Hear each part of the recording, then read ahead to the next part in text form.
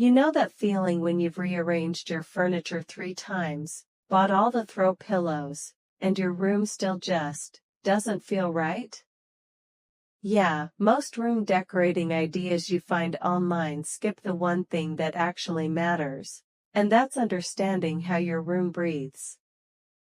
Before you spend another dollar on decor, here's what professional interior designers quietly do first. They read the room's natural flow. That means standing in the doorway and noticing where your eye travels, because a space feels off not because of what's in it, but because of where things are pulling your attention.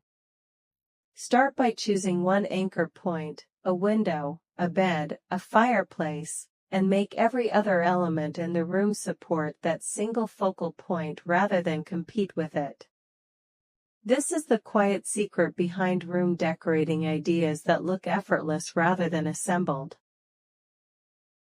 From there, think in layers. Ground the space with a rug that defines the zone, build upward with furniture that respects the scale of the walls, and finish with lighting at 3 different heights: overhead, eye level, and low, because flat lighting is what makes even expensive rooms feel flat and lifeless. Now here's the pro insight most people miss. Negative space is not empty space, it's breathing room. And the rooms that feel luxurious almost always have less in them than you think. So if something in your room feels busy, don't add more, edit. Some of the most transformative room decorating ideas aren't about buying anything new. They're about removing one piece that's creating visual noise.